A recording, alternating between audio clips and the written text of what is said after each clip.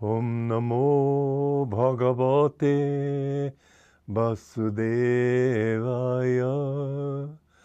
Om Namo Bhagavate Vasudevaya. Om, I bow to the Lord Vasudeva.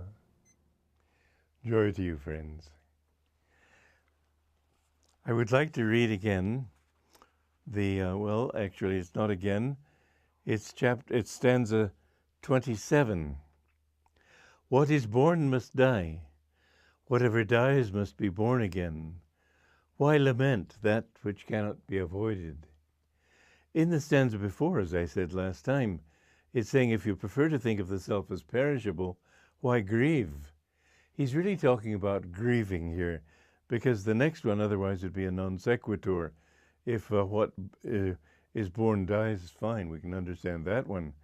But whatever dies must be born again. This is the question. The only way we can rationalize it is impersonally, that matter cannot be destroyed or created.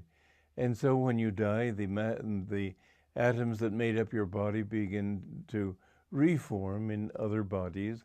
And in fact, a planetarium I went to many years ago said that the atoms in your body may have existed in a prior universe before this universe was even created. It's a very lovely thing to think so expansively. The Gita here is telling us to, above all, realize that nothing should get our goat, so to speak. Nothing should make us grieve. We should accept what is, whatever is, is. You'll save yourself a lot of trouble in life if you can do that. That's one reason I've never been nervous when lecturing in public, because I think, well, if I'm a dunce and if people know it, what difference does it make? And if they like what I am doing, other people may not, so what difference does it make? This life is always just a heaving sea with everything going up and down. So if you fail at one thing, you may succeed in another. If you kill one quality, some other quality may come up that is good or bad, but don't worry about it. Just do your best. This is the essence of what the Shankya philosophy is teaching and what Krishna is teaching in these particular passages, that the first thing is to get your mind calm. Be detached from the world. Be detached from what other people think. Be detached from what happens, as the basic teaching of the Bhagavad Gita, as far as our own behavior is concerned, goes, is nishkam karma, act without desire for the fruits of action. That which will help you to achieve a calm mind will help you also to be able to see things clearly. When people at a horse race and their own horse is not, you're not sure if it's going to win or not, it's to second place and trying to move up, and you get all excited, think, come on, Jasper, come on, or whatever your name is, and you get so excited that you can't really think of anything else. Somebody says, look, I've got this problem. Well, be quiet, I'm thinking of this now. Well, if you're calm and centered, you can change from one subject to another. This is how I've been able to do a great many things in my life. Although I must say, just lately, people have been piling too many things on me from too many directions. But the only thing I can do is just one at a time. I have always made my inner peace my bottom line. I will never let anything take away my inner peace.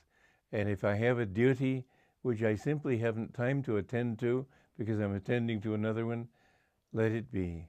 I'm not going to get fussed about it.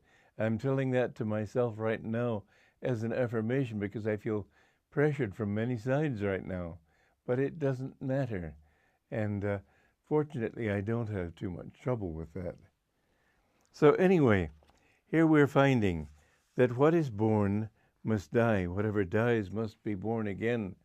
And in reality, this is also true, that rebirth is a part of the whole show in this world. Some people think that, well, life keeps coming. As Gandhi said, in the midst of death, life persists. But many people, especially in the West, doubt that it's the same life that persists. They think it's just the ocean throwing up new waves. Whereas the ancient teaching is that that same life which created and coalesced your qualities as a human being, not just your body, your tendencies, your likes and dislikes, your habits, your inclinations, all of these things are also, they are sort of a vortex that you've built around your ego. And until that vortex can be destroyed, can be dissipated, and all its energies go outward to merge into the wholeness of life, you will keep together. The body is not your final reality.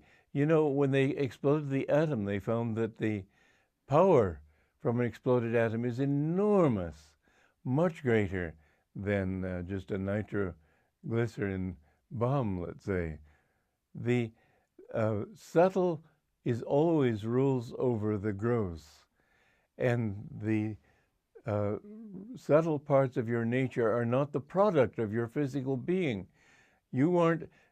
Some people worry and talk about the question of abortion, and they say, well, a child isn't created until it's born. Well, then why does it kick inside the mummy's stomach? Certainly it's alive in there. It's wishful thinking, and it's a part of the whole problem of people not being able to see clearly, because they allow their wishful thinking to say that I can kill this baby. They're killing it. They are killing it. Abortion is wrong.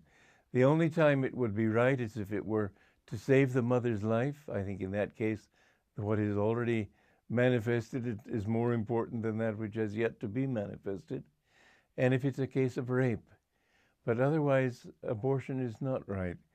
It's a sin. There was one woman in India who had a couple of abortions, and she then had children later, and she told me she felt that this was her payment for those sins that she committed when she was younger, and that these two children, even though now she's just the grandmother, she's taking care of those children as if they were her own. She feels it's her duty.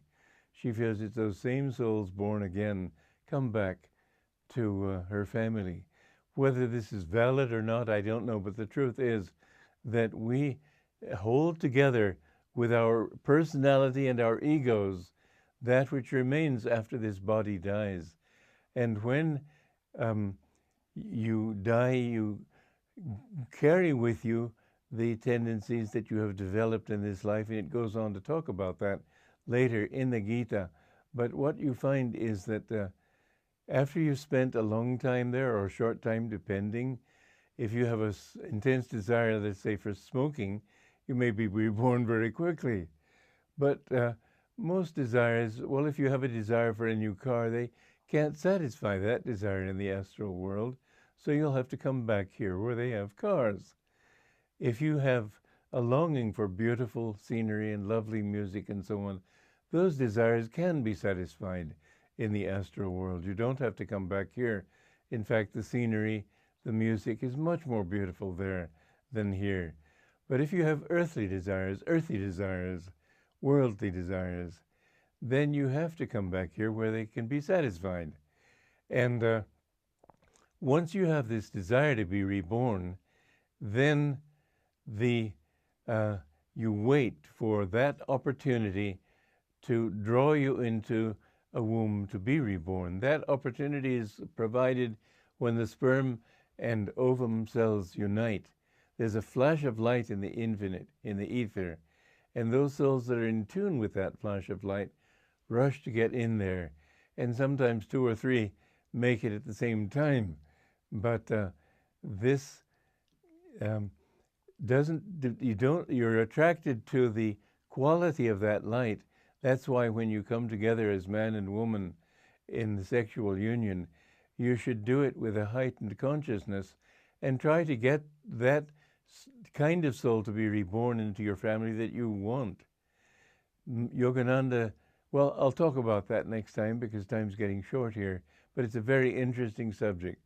So tune in, same station, same time, I guess. Bye-bye.